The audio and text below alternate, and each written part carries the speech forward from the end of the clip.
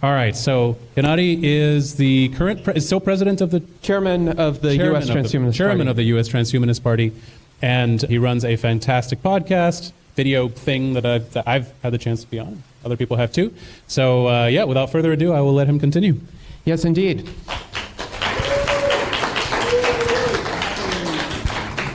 Thank you very much, Max, for the introduction, and thank you for those of you who have chosen to attend my session. I am the chairman of the U.S. Transhumanist Party and the Transhuman Club, which is our non-political affiliate, and I have other roles in this community. For example, I am proud to be the treasurer of LEVF, the Longevity Escape Velocity Foundation, headed by Dr. Aubrey de Grey. I am also newly the administrator of the most comprehensive online encyclopedia for transhumanist, life extensionist resources. I encourage everybody to contribute to it. It's a Wikipedia-style format, so we welcome volunteers. But today I will talk about desirable changes to achieve mass adoption of cryonics. And I hope I won't disappoint you by saying there's no single magic bullet.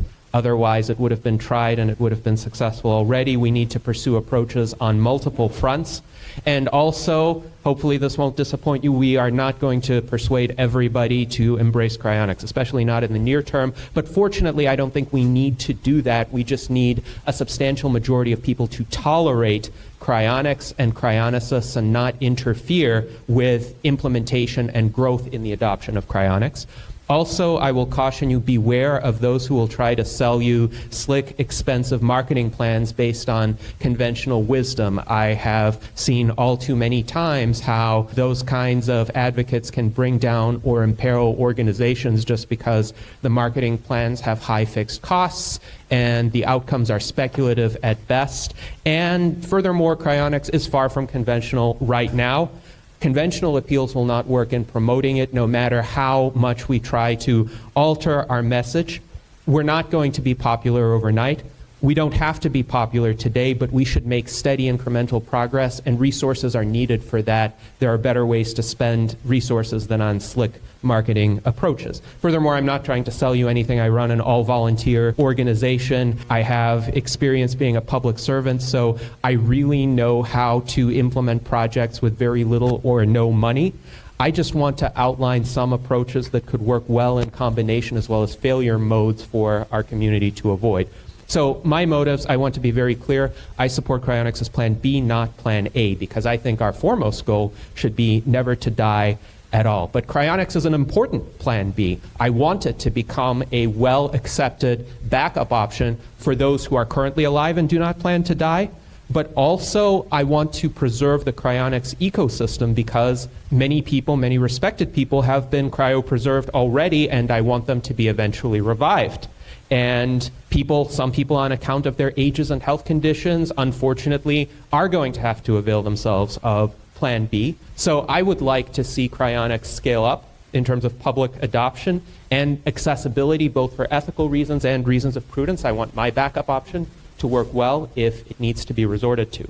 So in the Transhumanist Party, we do have a provision on cryonics in the Transhumanist Bill of Rights. Please look it up. It states that a cryonics patient has the right to determine in advance that the patient's body shall be cryopreserved and kept under specified conditions in spite of any legal definition of death that might apply to the patient under cryopreservation. So the Transhumanist Bill of Rights is a document that has been voted on by our members. It's an aspirational kind of document, but we would like to see a future society adopt this as a legal right for individuals to choose to be cryopreserved. And we have a section in our Transhumanist Party platform on morphological freedom, and it includes a variety of choices that people could make with their bodies, including the choice to pursue cryonics. So please look up the U.S. Transhumanist Party platform. We have a ranked choice voting process, and we've had 8 platform votes already, so our members have adopted a platform that now has 117 sections in it. It rivals the Republican and Democratic Party platforms in length. Now, what sorts of political and legal changes should cryonicists advocate? Some of these may seem obvious to you. We need stronger protections for the wills of cryonicists, so if an individual expresses a desire to be cryopreserved after legal death, relatives and local authorities should be mandated by law to adhere to those wishes. All too often we have seen cases where family members or local authorities or coroners or people wishing to do an autopsy have abrogated those rights. Furthermore, we need stricter protections in the law for those who refuse an autopsy or who refuse to have their organs donated for transplant purposes. There are some great cards that the Church of Perpetual Life creates that you can put in your wallet to essentially express your desire to refuse an autopsy in the event of legal death. Also, there should be protections for people who wish to use the Anatomical Gift Act to make a whole body donation upon legal death. There have been discussions at this conference about how it's so much easier to transport individual organs than whole bodies, and those barriers should definitely be lifted. And ultimately, we need a lot more funding for research into effective cryopreservation and revival techniques, in addition to massive influxes of funding for longevity and rejuvenation research, which should be all of our Plan A. We should advocate for funding for cryopreservation and revival research from private, nonprofit, and governmental sources. And I think LEVF, the Longevity Escape Velocity Foundation, has been at the forefront of that. It made a large donation to Cryonics, which is a startup that studies innovative organ cryopreservation techniques. Unfortunately, we run into severe challenges in our society. Polarization is a huge challenge right now. With recent quite tragic events, it has been exacerbated. I think we were a few inches away from civil war in this country, and I'm glad that it was able to be averted. But I think this mentality at the root of polarization is this heinous idea that the personal is the political, and the idea of where you shop, for instance, what brands you consume, what lifestyle choices you make. All of that is now a matter of contention because it signals some sort of tribal affiliation. Are you with the blue tribe or are you with the red tribe? And both of those tribes have really eroded the civic discourse in our country. Now, I don't think most people in our country right now are inherently opposed or averse to cryonics. I don't think they identify cryonics with either the red tribe or the blue tribe, but there are two groups in particular on the extremes of those tribes who I think do have an aversion to cryonics for their own reasons. The first group is the alt-right conspiracy theorists, the Alex Jones types, the people who also demonize transhumanism, people like Steve Bannon, who have a very definitive anti-transhumanist agenda. And they see cryonics, as well as transhumanism more generally, as part of the machinations of a nefarious global elite. And sometimes I say, I wish I could pick up my phone and call some group called the Illuminati. All I've gotten was a spam email from them, signed as the Illuminati. Raise your hand if you're a nefarious global elite. Anyone? Oh, we have a few. We have a few. Interesting. Interesting. Well, we need to talk. But nonetheless, I think these people see us as much more powerful and influential than we actually are, and much more nefarious than we actually are. And they've kind of invented an image of an evil genius cabal of transhumanists seeking to take over the world. And again, the reality is much more depressing, I'm afraid.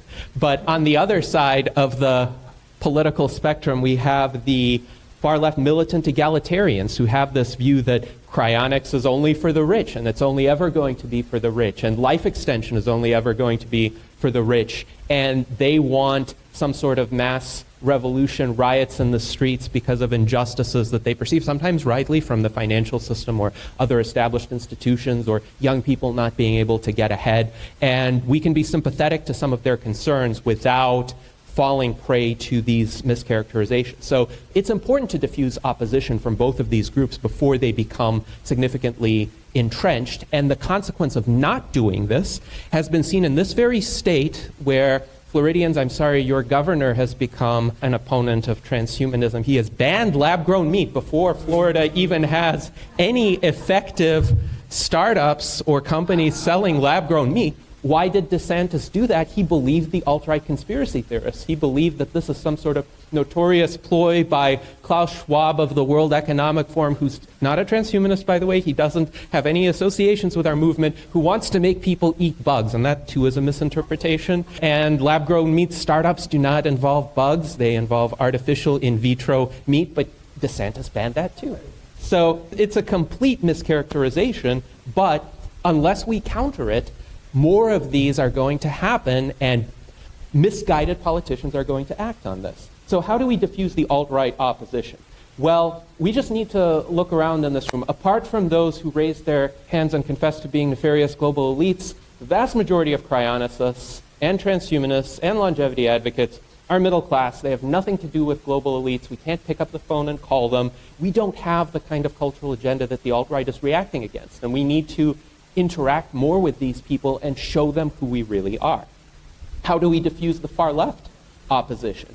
We need to show that cryonics can scale effectively and benefit even the worst off. So you can see here my stylized AI-assisted representation of cryonics scaling in this fine neoclassical facility filled with doers. And we need to encourage more charitable efforts so that people of limited means can be cryopreserved as well, while working toward the universal availability of cryonics as an option upon legal death.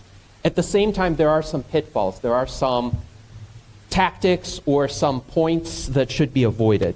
Please do not advocate cryoeuthanasia. Please. I'm even seeing a bit of that at this conference, and if you don't know what cryoeuthanasia is, good, because it's a polarizing issue, and it could create some special interest lobbies in favor of shortening life. It could ultimately alienate many life extension supporters. And my view is the more points of cultural friction within the contemporary culture wars that we can avoid, that we can maneuver around, the better.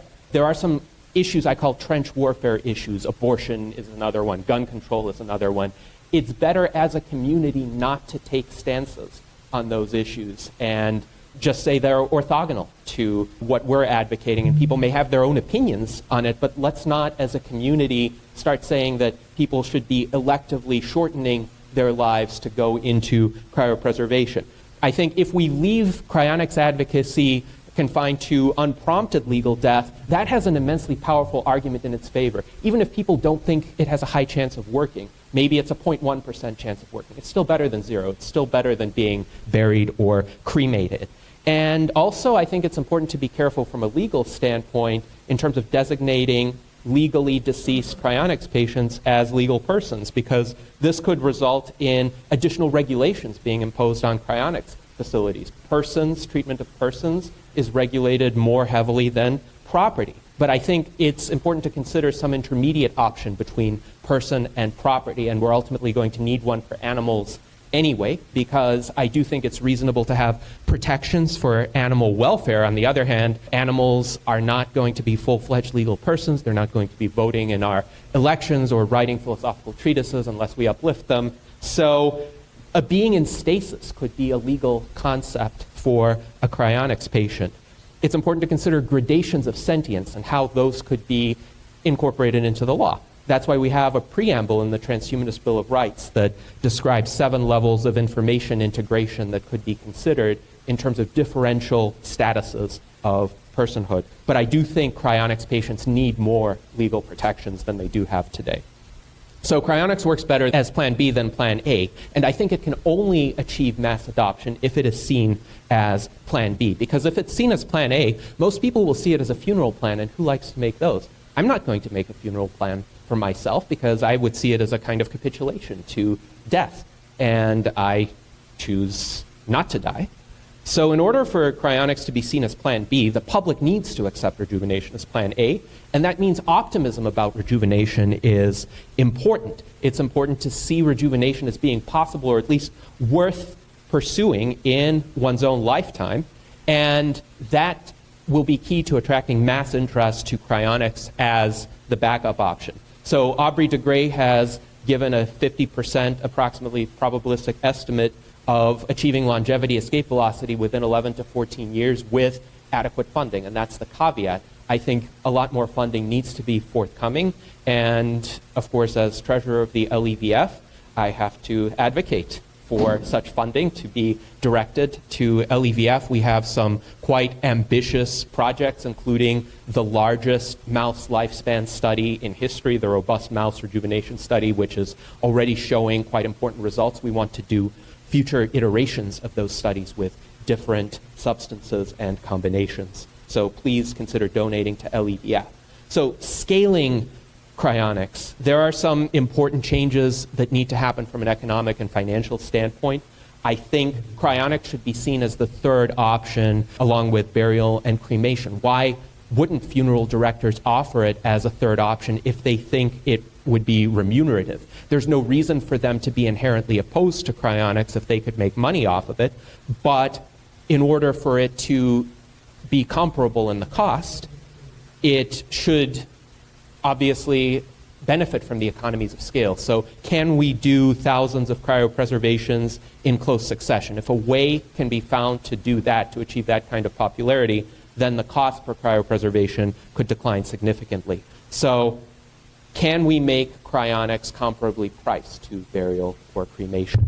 So some element of this scaling approach needs to be set up before the others can follow suit.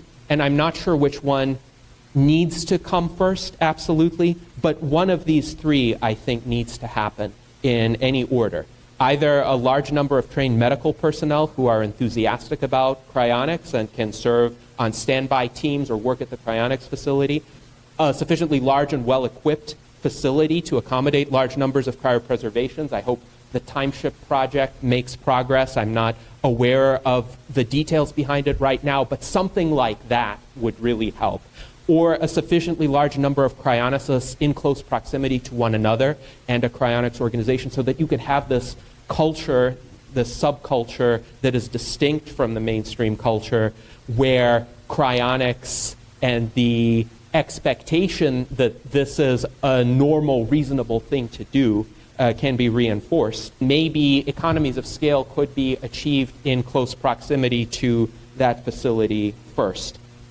Now, also, societal and cultural changes are important from the standpoint of the perception of cryonics. So scientific progress can really change that perception. If a mammal could be successfully revived from cryopreservation, that's going to generate headline news. And preserving function in tissue samples, though that may be an important scientific breakthrough, is not going to have that effect just from the standpoint of getting people to notice. Successfully restoring function to organs like what Ramon Risco showed earlier today, I think that's impressive. I think that could generate some positive publicity, but for headline news, get a mouse to essentially look like this after a cryopreservation and run around and essentially look good on camera. That would really attract some beneficial attention.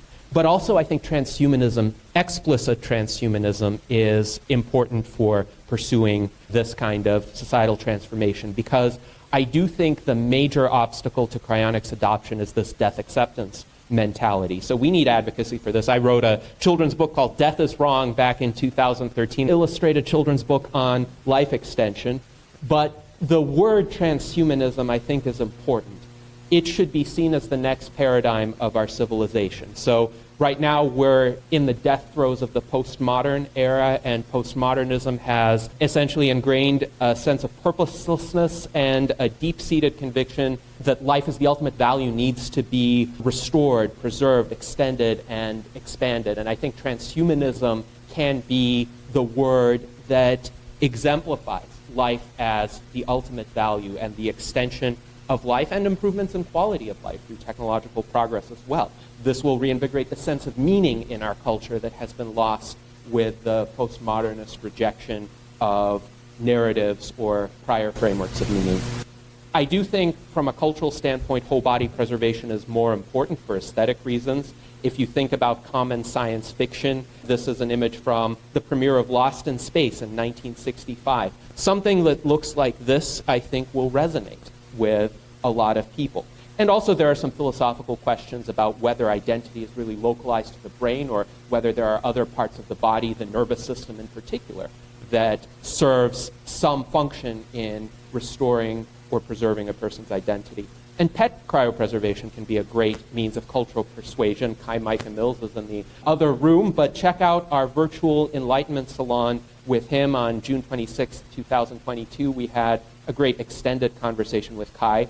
And check out our other virtual Enlightenment Salons. These are the discussion panels that Max Marty was referring to. We've had leading cryonicists on, including many in this very room. So we had Rudy Hoffman as our guest. We had Aubrey de Grey as our guest before, Max Moore, Ashwin DeWolf, who spoke previously, Diego Zarco, who was at this conference, Natasha Vida-Moore, and Maria Intrigas Jose Cordero. So check out these extended conversations. They are deep dives into philosophy, culture, politics, technology.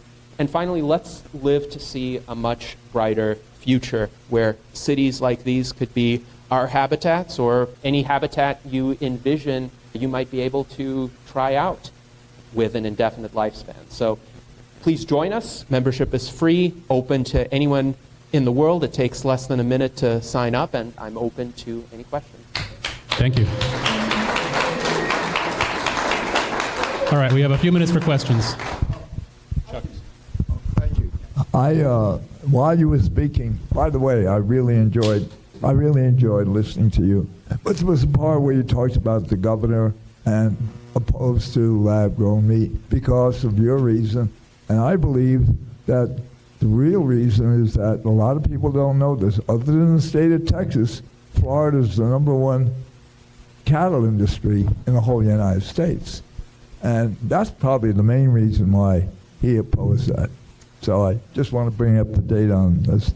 Right. That's Yes, it's quite possibly a decision that had protectionist motivations as well. Usually, ideological decisions are also backed up by some entrenched economic interest. But one has to ask also, why would these, let's say, cattle industry spokespersons be so short-sighted as to push for this kind of ban? Don't they realize that ultimately this technology is going to catch up with them? Shouldn't they instead be trying to pivot toward adoption of this technology? Like, for instance, a lot of the big oil companies are pivoting toward alternative energy, which may eventually become more economical. So there are more enlightened ways to pursue that.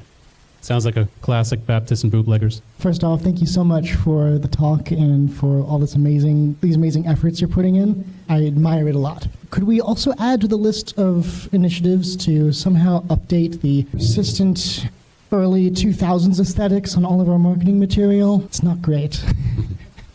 I think there can definitely be a lot of work done on that front, and I think you're referring to the marketing materials of some cryonics organizations. There are cheap, easy, and free ways to do that, particularly because we have a community with a lot of talent, including people who are talented in graphic design. So we don't have to pay PR professionals to do that. We just need to leverage the talent that's already here, people who are willing to donate their time. But yes, and we have generative AI as well. Some of the illustrations in my presentation were created for free using generative AI. I think a lot of low-hanging fruit can be found in this realm. Thank you, Gennady. So on that note of kind of leveraging what we have, I've noticed, a lot of the topics came up of, the issues of funding, for example. Do you think it would be realistic in our day and age, or, the next 40 to 50 years, to say that we can be self-sustainable and no longer require funding from anyone, and we can kind of manufacture our own products, anywhere from facilities to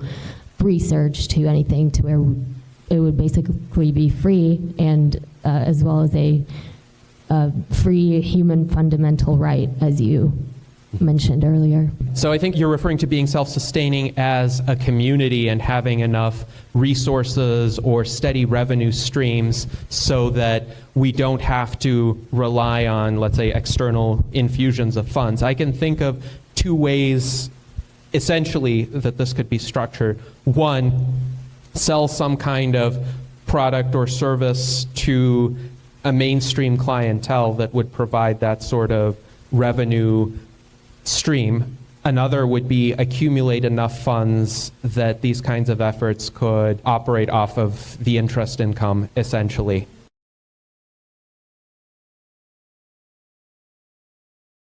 So I do think there has to be some sort of medium of exchange, and that's essentially what money is. It's a store of value and it's a medium of exchange. So could there be a medium of exchange within this community that people in this community widely recognize as paying for certain goods or services? Conceptually, that's possible, but there has to be enough scale at which it would be used and accepted so that people would essentially invest trust in it. Because right now, say the fiat currencies of national governments, they're not backed by anything except trust that this government is going to be around, it's going to pay its debts, and people within the society are going to accept these pieces of paper or electronic units. So can we establish that within this community, or perhaps some sort of coalition of adjacent communities? My answer would be maybe. It's worth thinking about, but definitely I think it would be an uphill battle, at least to start with. And Gennady, that was a great presentation. I'd like you to address a couple of observations. One, that cryonics is at the very edge of a longevity movement. At the same time, we have a confluence of amazing technologies that it's going to be future shock. And maybe that, with generative AI and everything else that's coming in the next decade, if not months, will be a game changer, and cryonics will be more accepted because it will represent the future. And I want to also observe that this reminds me of the stem cell debate, which I was involved with for 20 years. Stem cells became controversial because bio-Luddites, or in the religious right, opposed this, and it was perceived as a major health benefit. And when those opposing something are perceived as crushing hope, it created a consumer movement. And the consumer movement was that people saw it as a personal health issue, not some sort of obscure public health issue. And that's why Prop 71, Prop 14 gave $15 billion of taxpayer money to create a Regenerative Medicine Institute for California and other such initiatives. And very often the foes used cloning as a reason to create hysteria that stem cells were going to lead to cloned human beings. Well, I fear that the longevity movement is going to face the same problems with cryonics that are appearing so futuristic and radical that that's going to be one of the issues to try to kibosh all the future of longevity. Yes, and I think that's an important concern to address. I do think cryonics right now is not the focal point of the culture shock. That is to say, even with the alt-right conspiracy theorists, they're not primarily directing their ire at cryonics. And there has been so much innovation from a medical standpoint that, say, routine stem cell treatments, especially with adult stem cells or induced pluripotent stem cells, are not considered controversial today anymore, not nearly the way they were in the 2000s. So there is some hope. I think the key is to broaden that Overton window so that more medical approaches and more cryopreservation approaches are seen as acceptable, at least tolerable. And there is a role for transhumanists, there is a role for people who are unabashed in their advocacy in expanding that Overton window, because then some more moderate efforts, by comparison, are going to be seen as tame and perhaps not worth these people's opposition. Thank you, everybody. Thank you, Gennady.